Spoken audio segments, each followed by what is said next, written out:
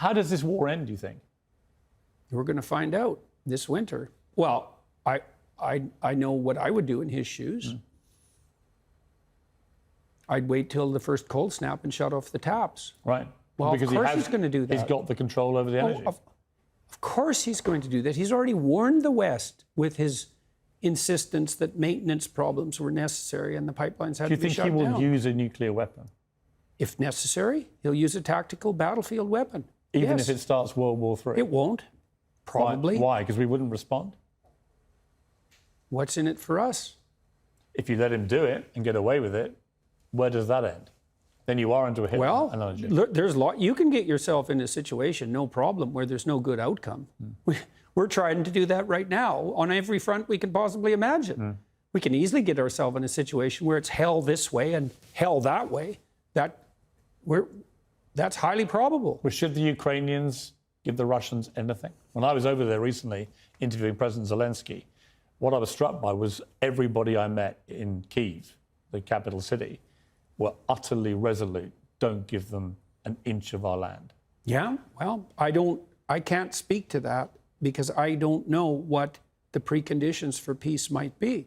But I do know that naive notions that the Russians are going to lose somehow, or that we're going to win, I just don't understand. I don't understand that. Well, what do you mean we're going to win? What are we going to win here exactly? Well, I guess a victory would be that the Russians retreated from Ukraine. With Ukraine in ruins. Right. Well, okay, fine. Of That's a hell of a victory. Like, I think Putin could manage that because I think he could tell his people, and I think they might buy it. It's like, we accomplished our objective. We devastated Ukraine and we kept it out of the hands of the West. And that's not great. It's not what we had hoped for, but it's better than the alternative. And I think they would buy that. And I think when Putin went into Ukraine, I thought a bunch of things, which I made a YouTube video about that people criticized like mad. I thought, okay, well, what's happening here? Oh, I see. His end game for failure is that Ukraine is left in a smoking ruin. Oh, that's a victory. So then he can lose with impunity. Right. So how can we win? We can't win against Vladimir Putin anyways, because you cannot win against someone you cannot say no to. Period. And we can't say no to Putin because we sold our soul for his oil and gas. And we did that to elevate our moral stature in relationship to saving the planet. And so here we are, facing a very dire winter, hoisted on the petard of our own foolishness and moral presumption. We're saving the planet. We'll see. I don't think so. It doesn't look like it to me. And this is the most catastrophic issue here.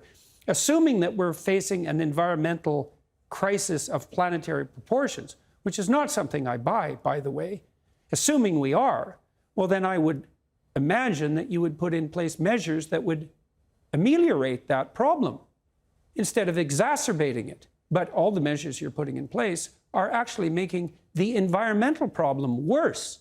So how is that even vaguely acceptable? And I look at that and I think, oh, I see. It's just like George Orwell said about middle-class socialists 50 years ago.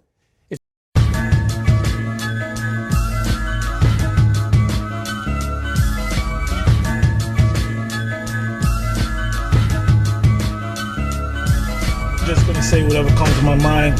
The first thing I'm gonna say is, you fucking Edomites, you're in a lot of goddamn trouble because you didn't just take any old nation and enslave them and put us under your feet, but you did it to sovereigns, the children of Israel. And Yasha Allah, Yah meaning he, Shah meaning prince, which is royal, sovereign. Allah meaning power or God. We are the princes of God, and you enslaved us for a period of more than 400 years. So what in the fuck do you think you're gonna get in return? You're gonna get cold fucked up. We're gonna kick your ass. We're gonna break you up. We're gonna fuck you up. We're gonna work you in the fields. We're gonna work your ass every day. And you ain't gonna get no fucking bread. You ain't gonna have no shifts, man.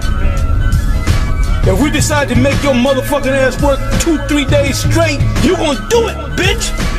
You gonna do it. You motherfuckers. You got that time is on our side, not your side, man. You can do whatever you want, but you better do it fucking quick. Because your time is up, man.